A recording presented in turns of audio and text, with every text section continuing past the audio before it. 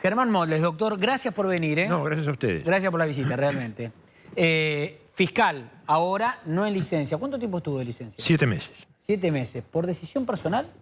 Por decisión personal, porque realicé un trabajo de consultoría con una ONG de origen italiano para la cual yo ya había trabajado muchos años. Y porque cada tantos años yo me tomo un recreo, que generalmente me lo tomo en Roma y recargo las pilas para volver. ¿Y le sirve estar alejado digamos, de la contaminación de la investigación? Esta vez no sirvió tanto, porque realmente el nivel de desgaste que supuso el año 2015 fue tan intenso que era muy difícil alejarse. O sea, uno se alejaba físicamente, pero la cabeza siempre estaba trabajando acá. ¿Fui siguiendo todo lo que pasaba acá? Sí, en la medida en que se puede, desde lejos, fui siguiendo todo lo que pasaba. Digo, porque cuando se tomó licencia no estaban los bolsos, no estaba el monasterio, no estaban las monjas, no estaban las pero cagas, estaba el hartazgo. Lázaro estaba libre. Estaba el hartazgo social. Yo no puedo sino coincidir con lo que acaba de decir el senador. Mucho antes de los bolsos, mucho antes de Lázaro, la sociedad había dado muestras de un hartazgo, de un cansancio. Yo pongo como fecha, evidentemente, la que fue para nosotros, cientos de miles de personas marchando bajo la lluvia después de la muerte de Nisman. Pero eso no pasa por casualidad, no es una simple coincidencia. Esas cosas ocurren porque hay un estado de ánimo social que dice basta. Ahora, Ese basta siguió después, ¿eh? Sí, pero este año 2016 encontró a la justicia en estado de agonía. O sea, al iniciarse el año, la justicia estaba agonizando. O sea, así le habían dejado una serie de operaciones tenaces, persistentes durante los años anteriores, que convirtieron lo que había sido uno de los 3 poderes del Estado en un aparato bastardo que destilaba gotas de impunidad sobre una década larga de latrocinio y de desfalco de los dineros públicos. Ahora, ¿esto quiere decir que todos los que formaron los cuadros dirigenciales de ese gobierno eran todos ladrones? No, evidentemente no. O sea, quiere decir que hubo una pandilla de atracadores y bandoleros que se hizo de los resortes fundamentales del poder. Y desde allí organizó todo un sistema destinado precisamente a robar, a saquear el erario público. Por debajo de eso había una segunda línea de esta asociación ilícita que la constituían el funcionariado y los empresarios que eran conscientes de que participaban de una trama delictiva.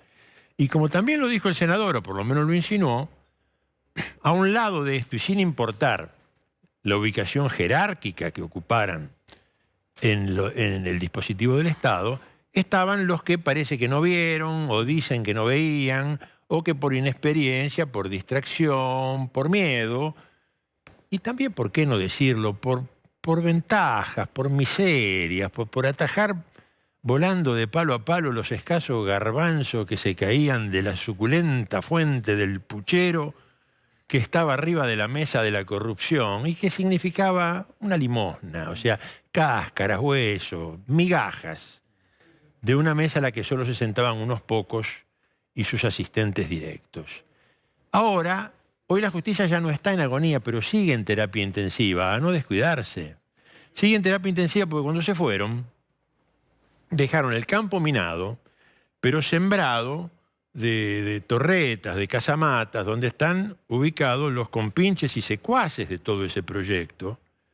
Y a muchos de ellos les toca decidir sobre la suerte de causas en las cuales esta sociedad tiene cifrada la esperanza de regeneración moral, en un país devastado por una epidemia de cinismo y de indecencia, Carnota. Y sin embargo, esa gente sigue allí. Entonces, obviamente que nosotros vemos... ¿Cómo se la saca? Bueno, vamos a terminar el diagnóstico y vemos ahora qué es lo que se puede hacer de momento. Digo, yo celebro como cualquiera esta nueva etapa que se abrió en este 2016. Celebro que la justicia haya recuperado signos vitales, porque aparentemente estaba en coma y no los tenía. Pero no quiero que nos confundamos con lo vistoso de los fuegos artificiales. Quiero decir, en algunos asuntos yo pediría que ya no alcance el juego bonito en el círculo central y hay que patear al arco. Pero para eso va a haber que tomar algunas medidas que por ahí son antipáticas. Digo, va a haber que llamar al fumigador, va a haber que derratizar. ¿Sí? Esa es una tarea de la política, no de la justicia. Y la política tiene que dar señales claras de que tiene la vocación y la decisión de asumir esa labor de higiene y de depuración que va a tener costos. No va a ser ni gratuita ni barata. Entonces, esa tarea hay que encararla si queremos tener la justicia que el país necesita. ¿La encara un gobierno o la encara todo un sistema político? Mire, hay que empezar por el principio. Es decir, el sistema político se adecuará. O sea, yo lo que no creo que se vuelva a repetir una experiencia como la que ocurrió. Pero evidentemente lo que debemos empezar es a tomar medidas de maneras más o menos inmediatas, por lo menos en dos áreas, Carlota. A ver. Al menos en dos áreas, donde no pueden admitirse más demoras ni dilaciones. Una es el Consejo de la Magistratura, donde evidentemente la única forma que en el ánimo de los jueces exista una sensación de garantía y de seguridad de que no serán perseguidos, ni se estarán celebrando todos los días operaciones para coartarles la libertad de decisión o para orientar sus fallos y sus resoluciones, es con una mayor despolitización del Consejo de la Magistratura. Hay que perderle el miedo al concepto de lo corporativo. Lo corporativo muchas veces es utilísimo.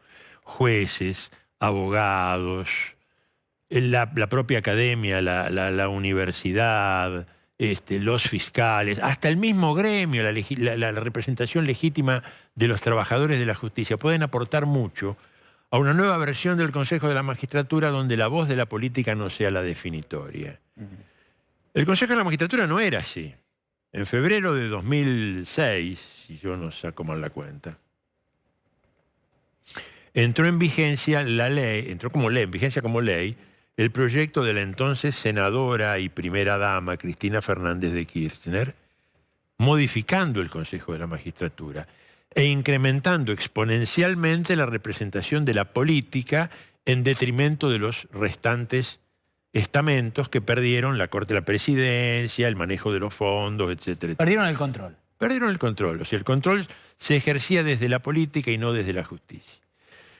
El sistema anterior le daba, por un lado, al juez cuestionado mayores garantías de defensa, pero por el otro, cuando de algún juez se sospechaba una actitud incorrecta, una actitud inapropiada, yo ahora la memoria no me va a ayudar, pero le puedo dar la lista desde Trovato, Branca, Cito Soria, Liporachi, Ramos, un montón de jueces que aquel Consejo de la Magistratura sacó de circulación. Quiere decir que también para eso servía aquella Constitución del Consejo de la Magistratura. Lamentablemente... Después vino un Consejo de la Magistratura que sirvió para encubrir. Absolutamente. Como por ejemplo, Ollarvide.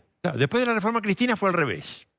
Es decir, en lugar de eso era hacer... Ollarvide, discúlpeme, yo no puedo dejar de señalar esta causa que me afecta de alguna manera, me afectó funcionalmente y que fue la denuncia de Nisman. Claro. O sea, las denuncias que existían en el Consejo de la Magistratura y comprometían muy seriamente al juez Rafecas, que habían intercambiado mails con defensores de la causa Chicone, se cerraron a las pocas horas de que archivó la denuncia del fiscal Nisman tal como se le exigía desde la Sala del Trono. Sí, y en eso usted tuvo participación muy activa. Muy activa, y yo pienso, hoy estoy muy conmocionado. ¿Se puede reabrir esa denuncia? A eso iba. Estoy muy conmocionado por el discurso de hoy a la mañana de este señor Zayek, que es el presidente de la AMIA, donde planteó como una exigencia la reapertura de la denuncia de Nisman. Y yo coincido plenamente, y lo vengo diciendo desde hace mucho tiempo. Es imposible más tarde o más temprano esa denuncia Pero se va a técnicamente, reabrir. jurídicamente, ¿se puede reabrir? No está ni siquiera cerrada, por supuesto que se puede. El problema es que quienes la podrían activar son los que fraudulentamente la cerraron, con maniobras sucias, artimañas más propias de un centro de estudiantes de un colegio secundario que de magistrados de la Nación. Entonces, la tarea de desratización tendrá que funcionar y la denuncia de Nisman se va a reabrir. Y esa denuncia, quiero aclararlo, nosotros todos los días vemos, y usted estuvo hablando recién, y estuvo hablando el senador, y seguiremos hablando de la cantidad impresionante de denuncias de corrupción que en este momento sacuden a la opinión pública y atiborran los juzgados de Comodoro Pi. La denuncia de Nisman es otra cosa, ¿eh? La denuncia de Nisman es una denuncia por traición. Es un delito con penas muy graves que pueden llegar hasta la reclusión perpetua. Y si es tal como yo la entiendo, el atentado a la AMIA de hace 22 años fue un acto de guerra. Y fíjese cuántos atentados similares tuvieron lugar en el mundo en estos 22 años.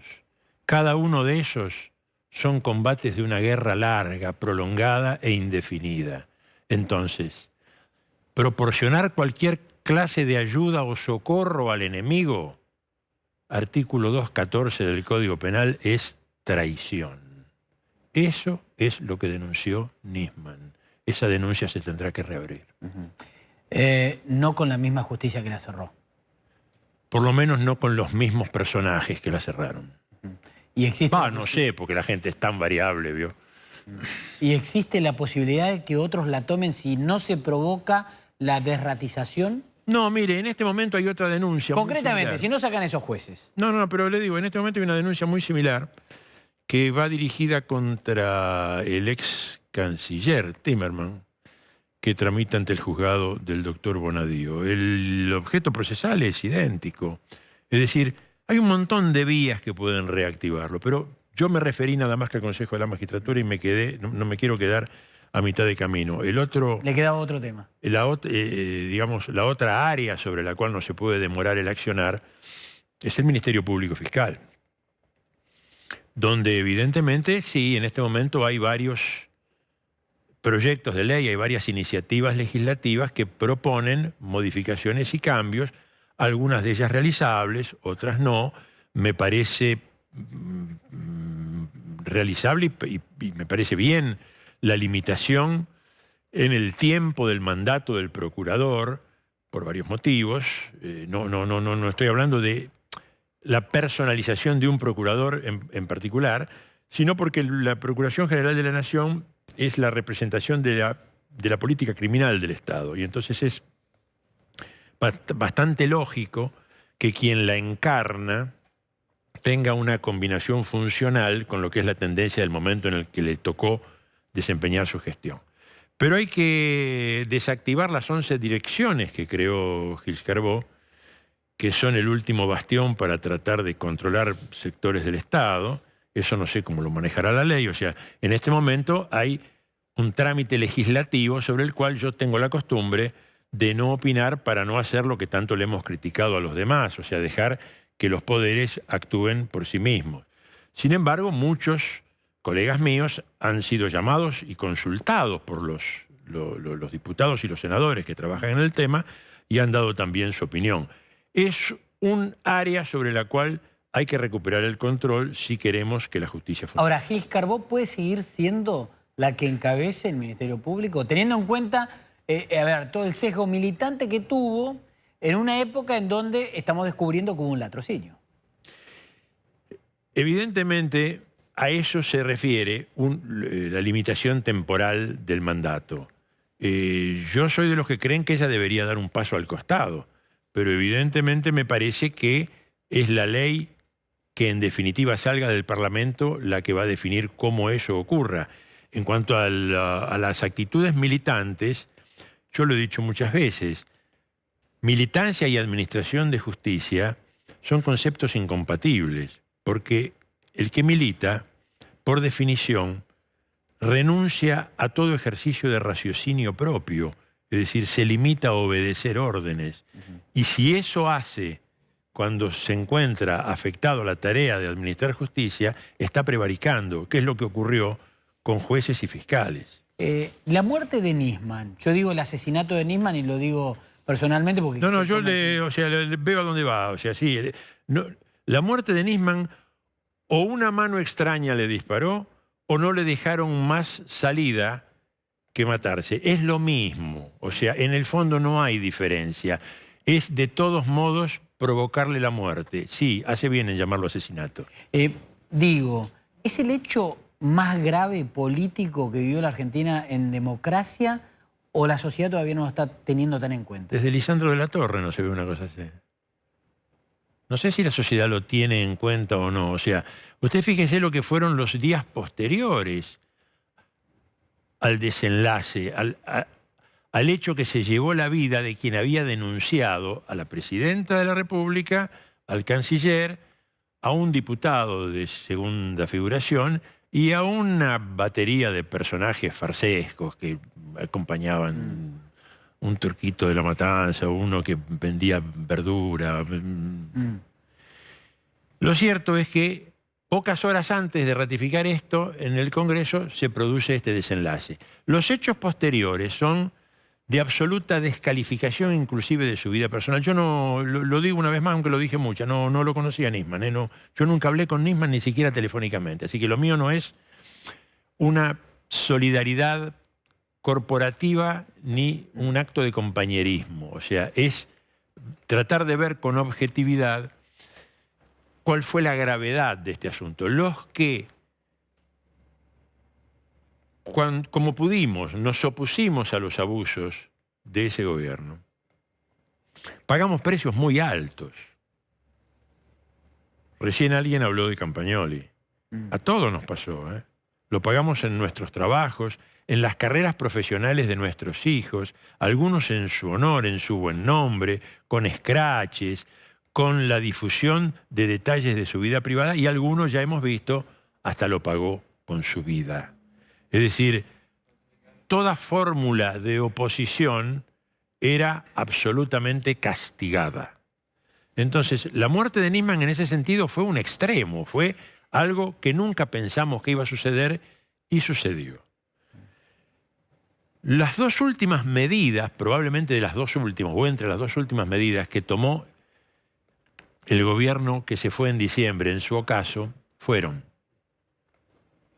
la creación de una totalmente inútil y superflua Cámara de Casación del Fuero Penal Ordinario, sin otra finalidad que la de restarle protagonismo y poder a la casación preexistente, porque pese a sus esfuerzos, por falta de tiempo, no pudieron colonizar a la totalidad de sus integrantes. La otra fue tratar de dotar de fueros a los representantes ante el Parlasur. La marcha atrás de la incompetencia dictada por la jueza Palmaguini, que ponía la muerte de Nisman a ser investigada bajo el prisma del homicidio, explica las razones de la primera de esas iniciativas. Milagro Sala y José López explican la segunda, Carnota. La de los fueros. La de los fueros. La última, ya lo voy despidiendo y le agradezco la visita. El Frente para la Victoria ahora dice temer que Cristina vaya presa. ¿Está bien que la justicia investigue con la misma fuerza a la presidenta que se fue y al presidente que está? Obviamente que eso es lo ideal.